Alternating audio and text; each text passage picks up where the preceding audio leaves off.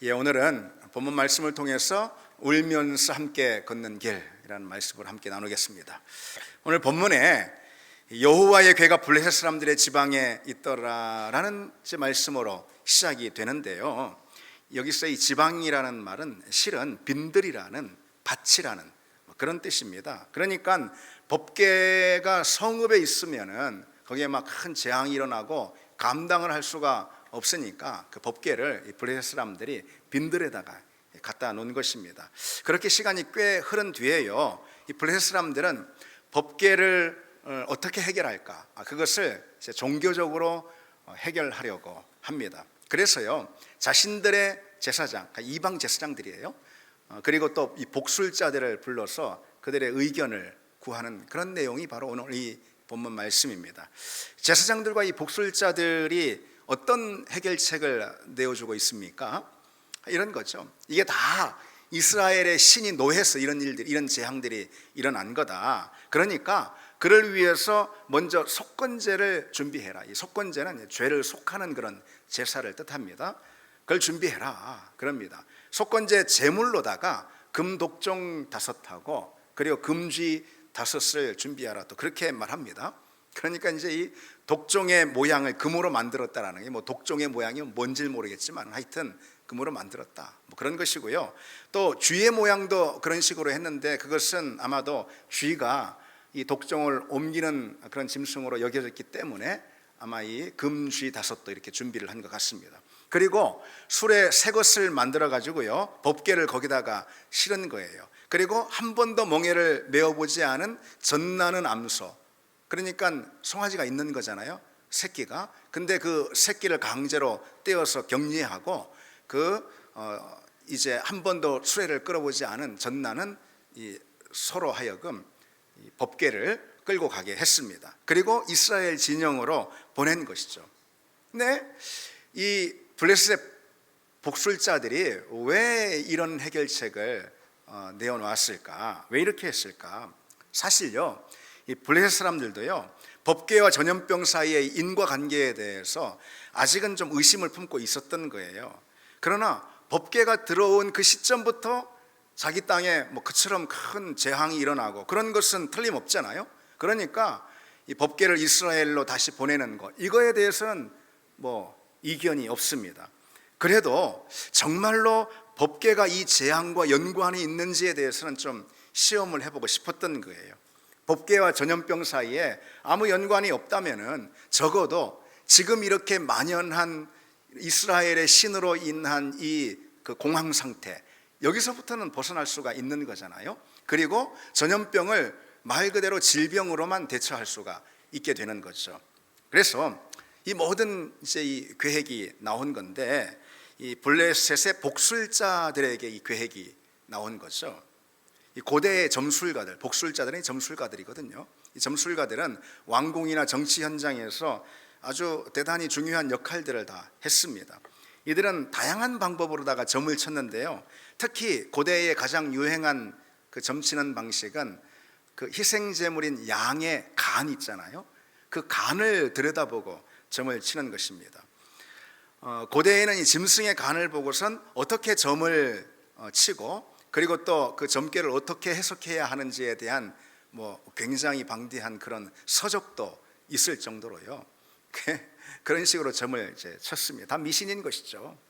근데 이러한 점술은 이 고대 시대에서만큼은 굉장히 중요했어요. 그래서 적국에 선전포고를 할 것이냐 말 것이냐, 아니면은 국가 간에 서로 조약을 치를 때 어떻게 할 것인가, 이런 거에 대해서 이 점술이 대단히 그런 중대사에 다 관여를 했다는 겁니다. 어쨌든 이 복술자들의 점술로 속건제를 드리자, 그런 결론이 났다라는 거예요. 사실 그와 같은 이 속건제는 주술적이고 종교적인 그런 성격이 다분하죠. 이게 하나님이 그렇게 하라고 하신 게 아니잖아요. 이게 자기들의 미신으로, 우상 숭배의 관점으로 그런 식으로 한 거예요. 그렇지만 속건제를 행하는 이 과정을 보면은 블레셋 사람들이 하나님의 분노를 피하고 싶은 그런 마음, 그런 조심성, 이것이 얼마나 컸는지, 그래서 얼마나 노력을 다하는지 그것만큼은 엿볼 수가 있겠죠. 한편 이 블레셋은 법궤를 돌려보내는 그 과정에서 지금의 재앙이 정말로 이스라엘의 신으로부터 비롯된 것인지 그것을 이제 시험해 보려고 합니다. 전나는 소 어떻게 했어요? 분명 자기 새끼에게로 가는 것이 이건 너무나도 당연한 것입니다. 그건 본성입니다. 그럼에도 그 소가 모성애라는 자기 본성을 거스르고 이스라엘 진영 벳세메스로 간다면은 이 모든 일은 과연 하나님이 하신 일이 맞는 것 같다, 이런 증거로 받아들일 수가 있다는 거죠. 그런데 여러분, 실제로 오늘 본문을 보면은 어떤 일이 일어났습니까? 소가 이 블레셋 땅 에그론에서 이스라엘 진영인 벳세메스까지 무려 이 거리가 13km나 됩니다. 130m가 아니고요, 13km. 이 거리를 곧장 직진해서 가는 것을 볼 수 있습니다. 어떤 인도자도 없어요. 그리고 한 번도 가보지도 않은 그런 길입니다. 그럼에도 이스라엘 진영으로 좌로나 우로나 치우치지 않고 곧장 진행을 했다는 거죠. 이건 뭘 말해주는 것일까요? 누가 봐도 정말 특별한 어떤 신적인 개입이 없으면 이런 일은 있을 수가 없다는 거죠. 자, 이런 이제 결론이 이 블레셋 사람들에게 나게 된 것이죠. 자, 어쨌든 여러분, 여기서 일단 좀 생각해 볼 것이 있습니다. 우리가 지금요 몇 주간 이 법궤에 관련된 일련의 모든 그 일들에 대해서 지금 말씀을 나누고 있잖아요. 법궤에 관련한 일련의 모든 일들을 통해서 우리가 알 수 있는 제일 중요한 메시지가 무엇일까요? 제일 중요한 사실이 무엇일까요? 그것은요, 이 모든 일들이 하나님의 주권과 자유를 선포하고 있다라는 이 사실입니다. 법궤가 이스라엘에서 블레셋으로 갈 때 역시 하나님이 선택하시는 거예요. 그것은 이스라엘이 약해가지고 법궤를 빼앗긴 것이 결코 아니라는 거예요. 그건 하나님의 선택이에요. 잠시 이스라엘을 버리는 그 하나님의 선택, 그것으로 인해서 하나님의 자유로 블레셋을 간 것입니다. 그리고 블레셋에서 다시 이스라엘로 법궤가 옮겨질 때 역시 마찬가지로 하나님은 당신의 주권과 자유를 가지고 선택하신 그런 길입니다. 법궤는 결코 블레셋의 차지가 될 수가 없었습니다. 심지어 법궤는 이스라엘의 소유가 될 수도 없습니다. 이스라엘도 법궤를 자기 마음대로 할 수가 없어요. 그 누구라 해도 법궤에 대한 통제권을 가질 수는 없다라는 거예요. 그렇습니다. 왜요? 주권은 오직 하나님께 있기 때문에 하나님은 당신의 무한한 자유로 어떤 것이든 하나님이 선택해서 하십니다. 하나님은 당신의 주권과 뜻과 의지와 자유를 따라서 행하시는 그런 분이라는 것이죠. 누구도 그 주권을 침해할 수가 없습니다. 하나님은 창조주시니까요. 그러기에 하나님은 당신의 자유로 당신이 만드신 피조물 우리를 포함해서 다스리시고 경영하십니다. 그래서 여러분, 신앙생활 가운데 제일 중요한 것이 그 사실을 인정하고 고백하는 겁니다. 하나님께 주권이 있음을 고백하는 거예요. 그리고 내 삶의 주권을 그리스도께 계속해서 끊임없이 이양해드리는 바로 그러한 신앙 고백 있죠. 그러한 믿음이 있죠. 이것이야말로 우리가 신앙생활 해가는 그런 과정 가운데 끊임없이 일어나야 할 숙제입니다. 신앙생활 가운데 가장 중요한 계속해서 행해져야 될 숙제가 무엇이라고요? 계속해서 내 삶의 주권을 그리스도께 이양해드리는 그런 신앙 고백, 그런 믿음이죠. 근데 여러분, 그처럼 우리가 내 인생에 대한 주권이 내게 있지 않고 하나님께 있다. 아멘. 내 인생은 내 자유로 내 마음대로 이러고 저러고 할 수 있는 게 아니고 주인은 따로 계시다. 하나님. 그 하나님께 내 인생을 이끌고 다스릴 자유가 있고, 누구에게요? 하나님께 자유가 있고 하나님께 주권이 있다. 이 사실을 우리가 고백하는 그런 믿음을 가질 때 실은 여러분, 우리에게 어떤 일이 일어날까요? 실은 우리에게 자유가 일어납니다. 실은 그것이 우리에게 자유를 줍니다.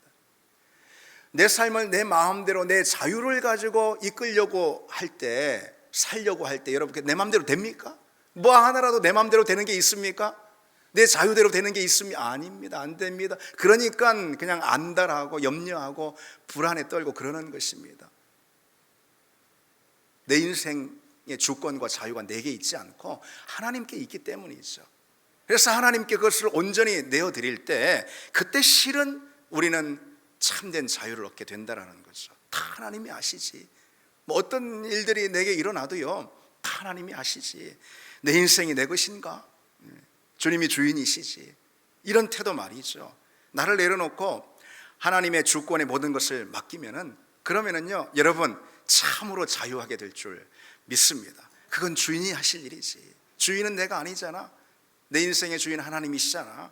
주님께 맡기고 주님 주시는 환경에 나는 그저 충실하면 돼. 여러분, 이런 종의 자세를 가질 때 그때 우리에게 참 자유가 임하는 줄 믿습니다. 여러분, 우리가 삶 속에서 자꾸 불안과 두려움에 매이는 이유가 무엇일까요? 그리스도의 주권과 다스림을 잘 인정하지 못하기 때문에 그렇습니다. 그렇기 때문에 우리 삶을 주님께 이렇게 맡기질 못하고요, 스스로 염려와 불안에 빠져가지고 자꾸 안달하게 되는 겁니다. 내 뜻대로 안 되니까, 내 주장, 내 주권, 내 자유대로 안 되니까 불안하고 자꾸 안달하는 것입니다. 우리가 삶에 대한 주권을요 주님께 이양해 드릴 때, 그리고 삶에 대한 통제를 스스로 내려놓을 때 우리는 우리 인생을 진정으로 주님께 위탁할 수 있고, 그로부터 얻는 선물이 있는데 바로 자유와 해방이라는 그런 선물을 우리가 얻게 됩니다. 모든 염려와 불안으로부터의 자유와 해방, 바로 그것이죠. 그게 바로 오늘 법궤의 귀환, 법궤가 블레셋 이스라엘로 오잖아요. 이 법궤의 귀환이 우리에게 보여주는 그런 메시지라고 할 수가 있습니다. 그리고 한편요, 법궤가 귀환한 일이 우리에게 주는 메시지가 또 있습니다. 그건 어떤 걸까요? 당연한 것은 없다, 그런 메시지가 있습니다. 여러분, 지금까지 어떤 법궤의 여정을 한번 보십시오. 법궤가 먼저 블레셋을 빡 빼앗기잖아요. 그런데 이제 블레셋이 막 재앙이 임하니까 그 재앙을 피하기 위해서 이스라엘로 다시 돌려보내지 않습니까? 그런데요, 이스라엘 진영인 베세메스로 돌아온 그 법궤가 거기에 머물지 않고 다시 다른 곳으로 갑니다. 기랏 여아림인데 이따가 볼 것입니다.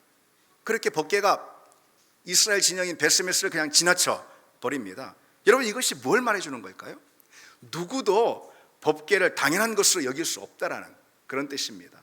법궤가 이스라엘에 있어야 마땅한 것은 아니라는 거예요. 그렇죠.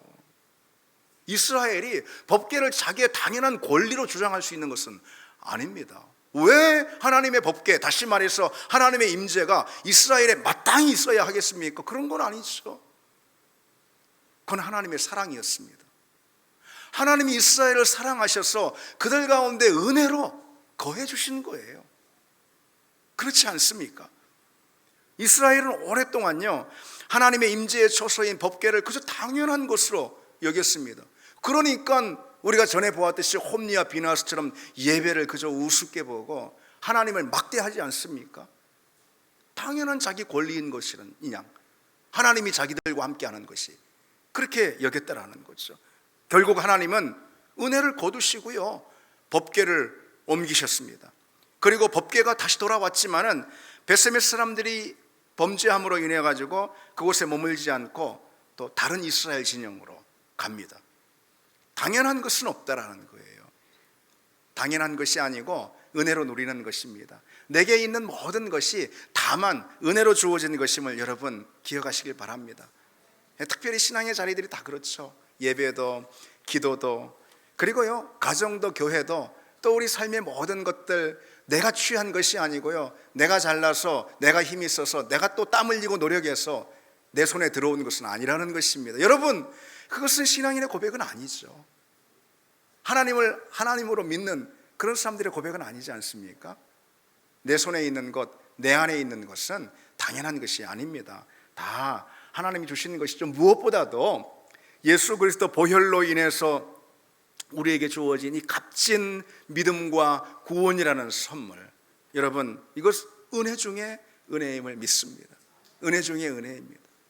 그래서 우리는요 여러분, 어떤 상황이 있어도 그 사실만큼은 바뀌지 않으니까, 다시 말해서 우리 삶의 어떤 어려움과 또 문제를 만나고 그렇다 하더라도 바뀌지 않는 사실은 주님께서 나를 사랑하셔서 십자가에서 나를 건지시고 내게 구원과 믿음을 허락해 주셨다, 이 사실만큼 바뀌지 않는 거잖아요. 그렇잖아요. 그러기에 여러분, 우리는 어떤 상황에서도 감사를 잃지 말아야 하는 줄 믿습니다. 감사해야 합니다. 감사의 출발이라는 것은 다른 게 아니고요, 이것이 내게 당연한 것이 아니다라는 인정이 있잖아요. 어떤 거든 말이죠. 이게 당연한 것이 아니야 라는 그 인정, 이게 감사의 출발입니다. 그렇게 고백하는 사람만이 은혜를 누릴 수 있는 자격이 있고요, 하나님은 그 사람에게 더 큰 은혜를 부어주시는 분임을 믿습니다. 다시 우리가 본문을 보시면은요, 이 법궤를 메고 블레셋을 출발한 소들이 이스라엘 진영인 베세메스에 도착을 합니다. 법궤가 도착하자 베세메스 사람들이 막 기뻐합니다. 그런데 곧장 끔찍한 일이 벌어집니다. 이들은 법궤가 돌아오니까 그냥 막 좋다고 뭐 기쁘다고, 그리고 뭐 신기한 듯 말이죠, 법궤 뚜껑을 열어서 봤습니다. 세상에 어떻게 이런 일이 있을 수가 있을까? 정말 까무러칠 일입니다. 여러분, 이것은 블레셋 사람조차도 하지 않은 일이에요. 법궤가 블레셋 진영에 넘어갔을 때 블레셋 사람도 그렇게 하지 않았어요. 그런데 이스라엘이 이런 짓을 하고 있다? 하나님의 거룩한 임재의 처소인 그 법궤, 그것을 두렵고 떨림으로 대하는 그런 영적인 태도가 있어야 하는 거 아니겠습니까? 그런데 마치 뭐 신기한 구경거리가 있는 것처럼, 이건 뭘 말해주는 것일까요? 이스라엘의 그때 당시의 영적인 어떤 상태를 말해주는 것입니다. 당시 이스라엘의 영적 상태를 보여주는 거예요. 이들은 하나님의 궤를 함부로 대하고요, 그저 구경거리로 삼았습니다. 하나님의 임재를 두렵고 떨림으로 대할 줄 전혀 이들은 모르는 거예요. 이들의 영적 상태가 그랬습니다. 그저 하나님을 이용하기에만 바빴죠. 그래서 전쟁터 나가면서 법궤를 가지고 나가 뭐 하면서 말이죠, 하나님을 이용하기에 바빴지요. 그분의 위엄과 거룩과 영광을 마주하는 그런 일에는 전혀 관심이 없었어요. 그분의 주권에 대한 엄숙한 순종의 태도, 이게 완전히 상실해 버렸습니다. 그런데 여러분, 지금 이 시대가 그렇지 않습니까? 무슨 시대라고 말할 것 없이 지금 우리가 그러지 않는가? 여러분, 하나님 앞에서 떨 줄 모릅니다. 특히 여러분, 예배를 보십시오. 예배는 하나님의 존재에 걸맞는 그 대접을 하는 게 예배입니다. 그래서 워십이라고 그러는 거예요. 여러분, 우리는 그렇게 예배하고 있습니까?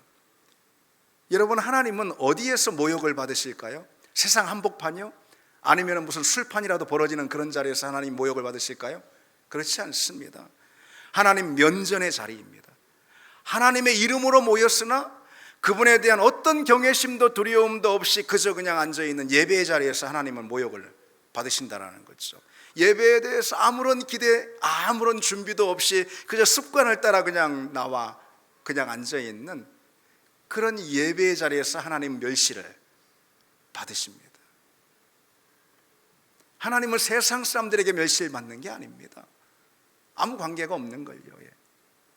하나님의 자녀, 하나님의 백성들에게 멸시를 받으십니다. 하나님은 그래서 베스메스 사람들을 심판하시는 거예요. 이스라엘 사람들이죠. 그래서 70명이 죽었다 그래서 가로치고 5만이라고 되어 있는데, 어쨌든 70명이 죽었습니다. 그런데 우리가 이 성경을 보면은 뭐 여러 대목, 많은 대목들에서 정말 참 이렇게 질문이, 의문이 드는 뭐 그런 대목들도 많이 있는데, 예를 들어서 이제 오늘 이 본문 같은 경우도요, 이스라엘 사람들이 법궤를 열어봐가지고 70명이 하나님 치셔서 죽었잖아요. 근데 이런 말씀이 나오면은 우리에게는 곧장 하나님을 비난하려고 하는 그런 태도가 있습니다. 그렇다고 사람들 이렇게 죽일 수가 있냐고, 뭐 이런 식으로 우리가 성경을 읽는 그런 마음들이 간혹 이제 있습니다. 그런데 여러분들이 그렇게 성경을 혹시 읽지 않으실까 하는 그런 점 때문에 제가 이제 이 자리를 빌어서 말씀을 드리는 것입니다. 근데 여러분, 오늘 본문이 어쨌든 하나님의 말씀이잖아요. 하나님의 말씀일진데 우리가 어떻게 해야 할까요? 그리고요, 우리가 우리의 오염된 이성이나 본성이 아닌 오로지 믿음의 눈으로 하나님의 말씀을 보길 원한다면은 다 그러시잖아요. 우리가 어떻게 이런 말씀을 대해야 할까요? 과연 이 말씀의 의미가 무엇인지 우리는 진지한 태도로 이 말씀을 바라봐야 하지 않겠습니까? 그저 내 기준으로다, 자신의 기준으로 성경을 보는 그런 태도로는 성경에서 결코 하나님의 음성을 들을 수는 없습니다. 그래서 어떤 한 주석가는요, 이 장면에 대해서 이렇게 평가를 하고 있습니다.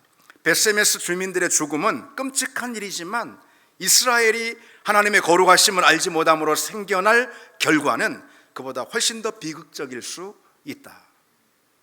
우리가 그렇게 묵상할 수가 있습니다. 가장 큰 죄는 여러분 하나님 앞에서 짓는 죄이죠. 그리고 가장 큰 불행은 그로 인한 결과입니다. 여러분, 죄의 경중은 어떤 죄의 내용보다는 죄의 대상에 있습니다. 하나님 앞에 짓는 그 죄의 대상이 죄의 경중을 말해준다는 것이죠. 우리는 종종 하나님을 소홀히 하는 것에 그렇게 심각하게 여기지 않는 경우가 있습니다. 왜 그럴까요? 내 안에 하나님이 너무 작기 때문에 그래요.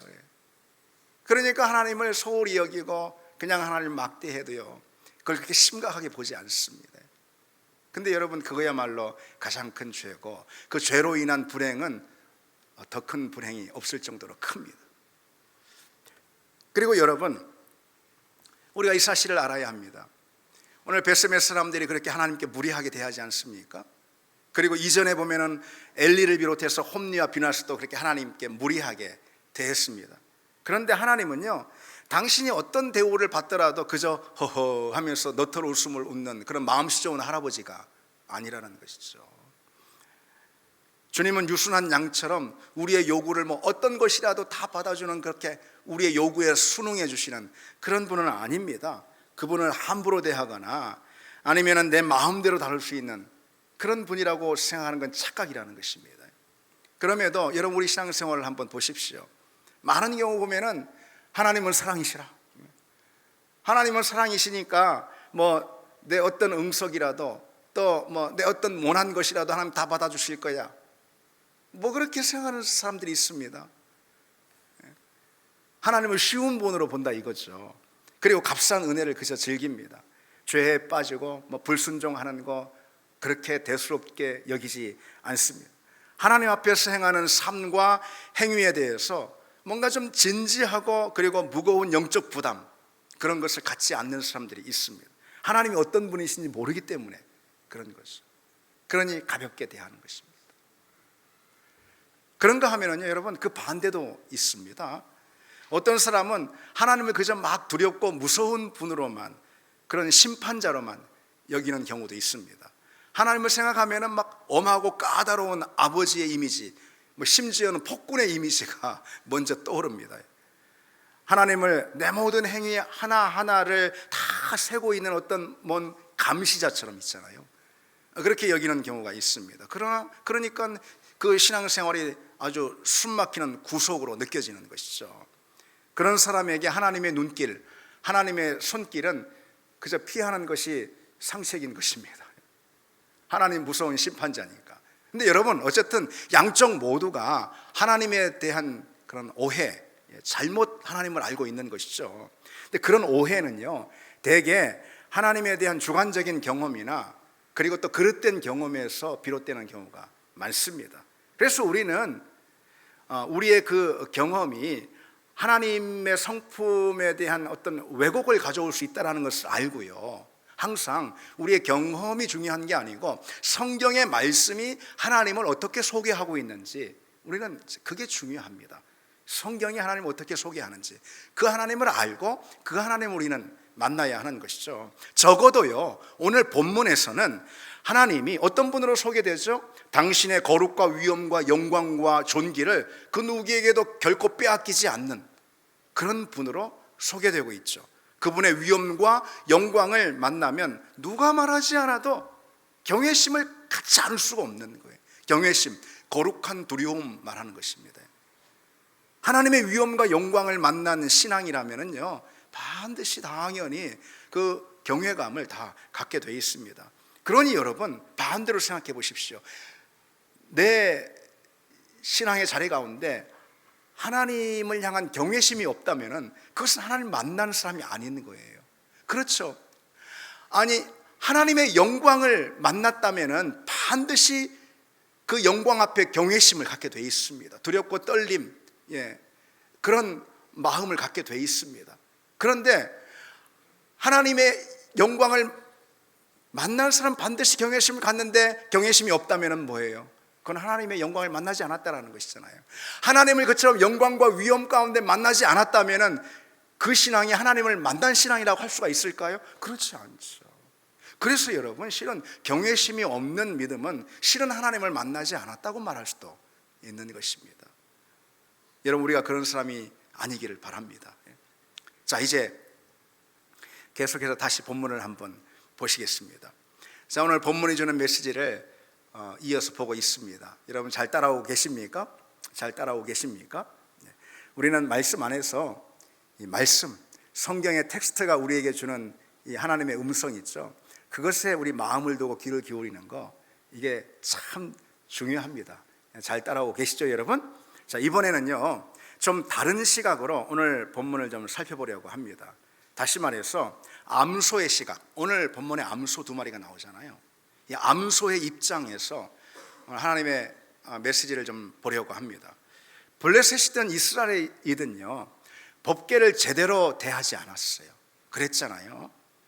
본문에서 법궤를 제대로 대한 존재는 암소 두 마리뿐입니다.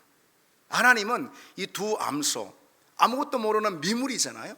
그런데 이 암소를 통해서 법궤를 대하는 바른 길이 무엇인지, 다시 말해서 올바른 믿음이 무엇인지 가르쳐주고 있어요. 참 이것이 참 먼저 안타까운 일이에요. 블레셋 사람도 우상을 섬기는 사람들이니 몰라.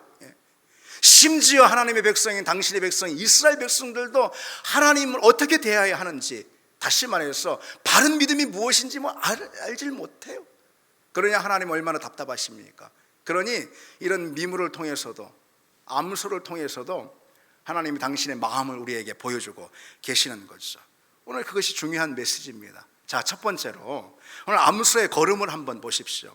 암소의 걸음이 어떤 걸음인가? 울면서 걷는 걸음입니다. 울면서 걷는 걸음. 12절을 보시면은 대로로 가며 갈 때에 울고 그랬죠. 여기서 울다라는 단어는 이제 소가 음매하는 이제 그런 울음소리를 말하는 거예요. 근데 어쨌든 소가 왜 그렇게 울었을까요? 새끼를 떼어놓고 왔잖아요. 강제로. 그러니 소가 계속해서 울면서 걷는 것입니다. 여러분이 소의 모성애는요 아주 대단한 것으로 알려졌습니다. 몇 년 전에 그 뉴스에도 나온 그런 이야기인데요. 강원도 횡성의 그 한 축사에서 한밤중에 불이 난 거예요. 주인은 그 사실을 모르고 자고 있는데요. 그 사실을 알린 게 누구냐면은 이 주인의 집에서 무려 100m나 떨어지는 곳에 축사가 있었던 거예요. 그 축사에서 한 걸음에 달려와 가지고선 막 대들보를 막 들이받고 막 마루를 막 들이받으면서 머리로다가 그러면서 막 울음소리로 울은 그런 어미소였습니다. 그 축사에 8마리 새끼소가 있어요. 불이 나니까 어미소가 막 황급히 100m나 달려온 거예요. 여러분 이거 쉬운 일이 아니잖아요. 어떻게 그런 일이 있을 수 있을까? 하여튼 와가지고서 막 주인을 깨운 거, 어떻게 주인을 깨울 생각을 또 했을까? 야, 소들도 다 그런 짐승이에요, 여러분. 막 주인을 막 깼습니다. 그러니까 주인이 일어나가지고 상황을 알아차린 거예요. 그러니까 소가 막 그 어미소가 막 다 불에 탔어요, 불에 탔어요. 그래서 황급히 축사로 달려가가지고 불을 끄고요. 나머지 새끼 8마리는 다 건져냈습니다. 그런데 다음 날 이 어미소가 그만 죽었습니다. 너무 연기를 많이 마시고 불에 대고 그런 것이죠. 여러분 소가 그런 짐승입니다. 근데 오늘 본문에 보면은요, 암소를 이 두 암소가 새끼를 강제로 떼고선 자기도 모르는 길을 향해서 이렇게 갑니다. 그래서 어떻습니까? 울면서 갑니다. 그렇습니다. 신앙생활이 그런 거라는 거예요. 하나님을 모시고 하나님 부르신 부르심의 길을 걷는 그런 삶이 울면서 걷는 그런 삶이라는 거예요. 주님이 부르신 길은 울면서 가는 길입니다. 십자가의 길이 그렇지 않습니까? 그래서 신앙생활 가운데는 여러분 다 눈물이 있는 법입니다. 사명을 감당하다 보면은요, 여러분 눈물이 있습니다. 주님을 만나서 주님의 일을 하다 보면은 눈물이 있습니다. 그래서 울면서 합니다. 기쁘게만 하는 게 아니에요. 막 주의 일이 다 뭐 얼마나 행복한데면서 행복하기만 하니까 주의 일을 하는 것은 아니라는 것이죠. 행복해서 주의 일을 하는 사람은 얼마 못합니다. 자꾸 왔다 갔다 합니다. 행복할 때만 하니까. 왜요? 주의 일은 울면서도 해야 하는 그런 일이고, 때로 속상하고 마음도 아프고, 그래서 울면서 해야 하는, 울면서 가야 하는 걸음이 바로 믿음의 걸음이기 때문입니다. 눈물을 모르는 사람은요, 실은 믿음을 모르는 사람입니다. 주님의 뜻에 순종하고 주님의 부르심을 따르는 삶에는 여러분 아픔도 있고요, 근심도 있고요, 그리고 또 괴로움도 있습니다. 마냥 즐겁고 행복한 것이 아닙니다. 그건 초신자 때 그러는 것이죠. 부르심의 길을 감당하며 가는 그 길에는 아픔도 근심도 괴로움도 다 있다라는 것이죠. 이전에 제 카페에서, 그 인터넷 카페 있잖아요. 그 카페에 올라온 글이 뭐 화제가 됐던 적이 있습니다. 이런 거예요. 잠깐만 속상할게요. 잠깐만 마음 아플게요. 뭐 그러면서 자기 속상한 일을 막 올리니까, 그러니까 카페 그 회원들이잖아요. 그 사람들이 막 댓글을 막 이렇게 이렇게 위로하는 댓글을 막 달아줍니다. 그런 겁니다. 인생이라는 게 잠깐만 속상할게요. 속상하니까. 그러니까 막 속상한 거, 마음에 아픔이나 응어리 막 이런 거 막 풀어놓습니다. 그리고 그렇게 해서라도 가야 하는 길이 인생 아니에요? 뭐 속상하다고 마음 아프다고 힘들다고 지치다고 그냥 뭐 인생 끝, 그런 건 아니잖아요. 속상해도 그 길을 가야 합니다. 그러니까 속상하니까 그래도 나 잠깐만 속상할게요. 그 표현이 재밌습니다. 근데 여러분, 신앙의 길 역시 마찬가지입니다. 아파도 속상해도요, 힘들어도 멈춰설 수가 없습니다. 여러분, 주님을 만나는 그날까지 울면서도 주님께서 우리에게 맡기신 십자가를 지고 그 길을 걷는, 포기하지 않고 끝까지 목적지를 향해, 주님 만나는 그 시간 향해 달려가는 그런 여러분 다 되시기를 바랍니다. 두 번째로, 암소의 걸음을 한번 보십시오. 어떤 걸음이죠? 좌우로 치우치지 않는 걸음이라 했습니다. 오늘 12절에 좌우로 치우치지 아니하였고 그랬죠. 좌우로 치우치지 않아, 다시 말해서 길을 벗어나지 않고 곧장 향했다.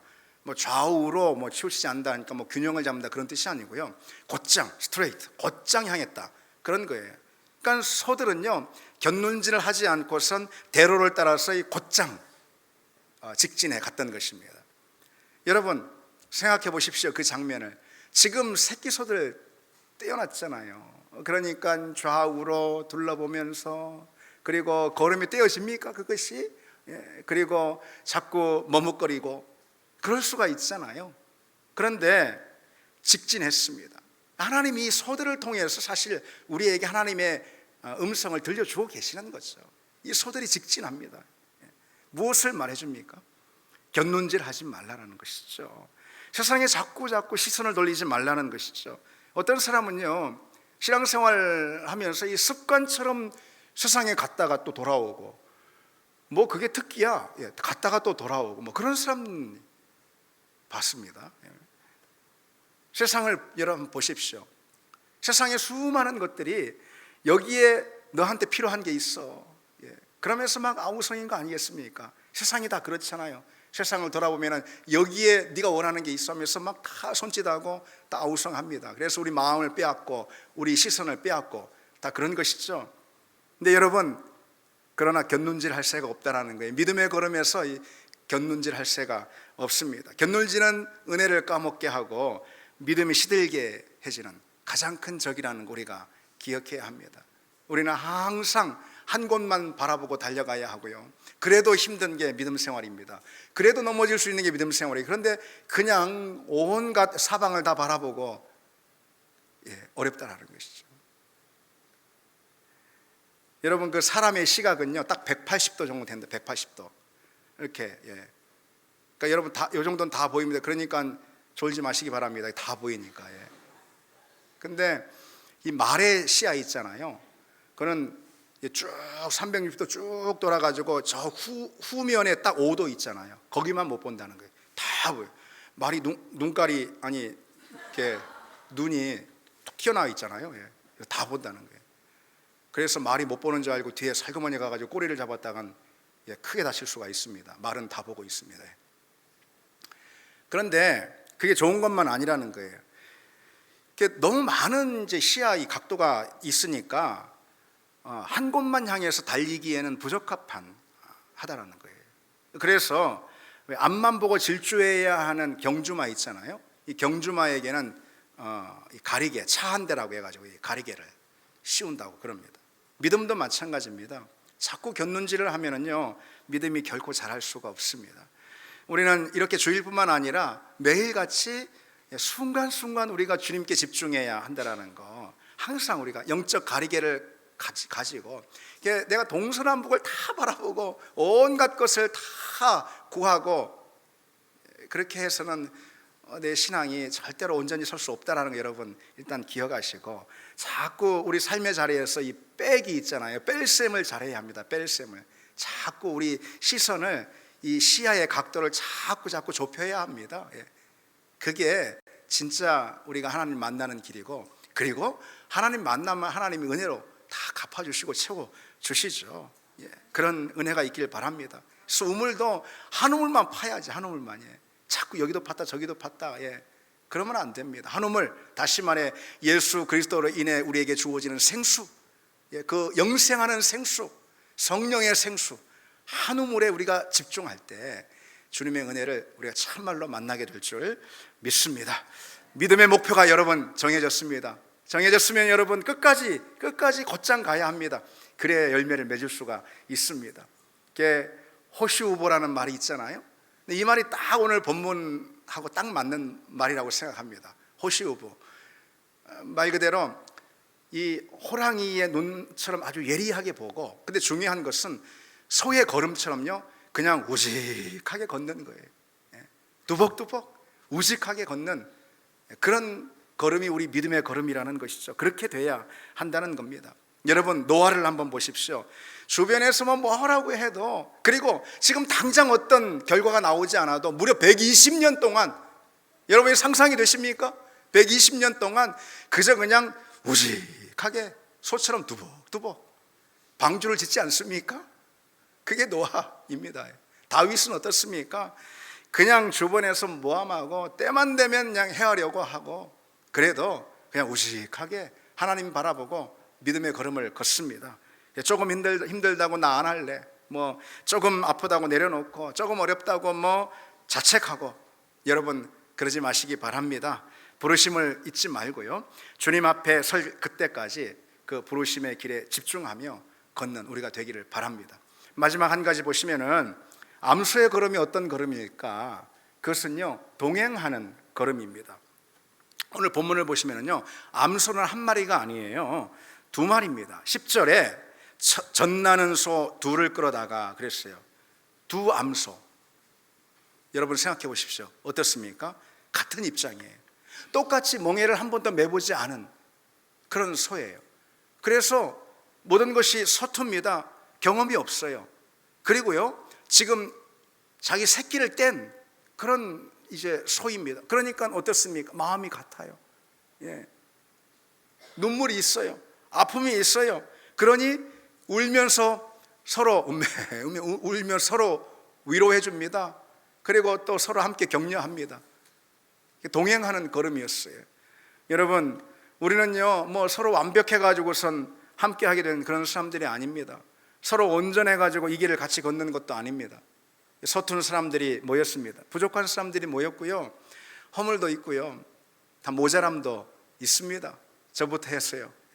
그러나 우리가 서로 교회로 함께 할 때, 우리가 교회로 함께 할 때 은혜가 부어지는 줄 믿습니다. 없던 은혜가 부어져요. 없던 힘이 생깁니다. 없던 용기도 생깁니다. 나 혼자로는 너무 부족하고 모자란데 허물도 있고, 그러나 우리가 교회로 모일 때는 없던 은혜를 하나님께서 그 가운데 부어주신다 이것이죠. 그래서 서로 돕고 섬기며 우리는 목적지까지 갈 수가 있는 겁니다. 그래서 하나님이 교회를 주신 거예요. 혼자서는 여러분 아무것도 할 수 없습니다. 혼자서 할 수 있는 거 별로 없습니다. 여러분 동행자가 없으면 금방 인생에 탈진이 옵니다. 신앙생활도 그렇습니다. 목회도 그렇고요.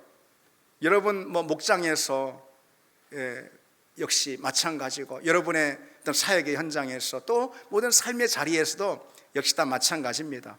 동행이 없으면 탈진이 옵니다. 여러분, 그런데 한번 생각해 보십시오. 이 일은 분명 내 일인데, 내가 겪는 일인데, 그런데 누군가가 그게 자기 일인 것처럼 그냥 그거로 인해서 고민하고 같이 염려해주고 아파해주고 같이 기도해주고 그런 누군가가 있다면 어떻겠습니까? 만약 그렇다면요, 어떤 어려움과 어떤 환난을 만나도요 거기에 넘어질 사람 없을 것입니다.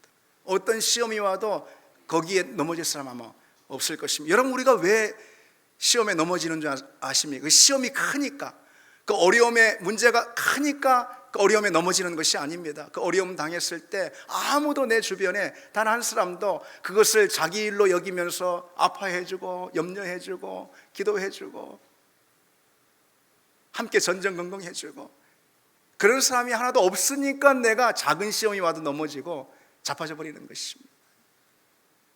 교회가 여러분 어떻게 돼야, 어떤 교회가 돼야 하겠습니까? 여러분, 우리 교회가 어떤 교회가 돼야 하겠습니까? 우리가 다 부족하고 모자란 사람들이 이렇게 모였습니다. 서툴고 신앙생활에도 경험 없는 사람들이 모였습니다. 그러나 우리가 이렇게 모여 교회가 될 때, 그때 없던 하나님의 은혜와 그리고 또 힘이 부어지는 줄 믿습니다. 여러분, 우리가 무엇보다도 기억해야 할 것은요, 우리가 동행하며 서로를 지지해주는 그런 마음이야말로 서로를 지켜주는 든든한 울타리가 된다는 거예요. 전도서 4장 12절에 한 사람이면 패하겠거니와 두 사람이면 맞설 수 있나니 세 겹줄은 쉽게 끊어지지 아니하느니라. 아멘.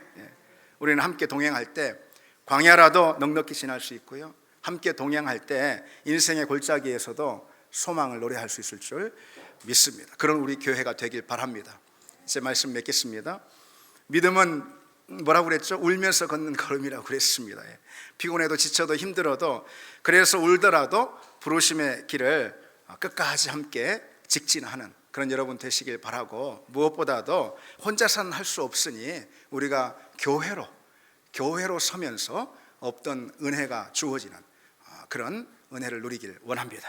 우리 같이 찬양 하시겠습니다.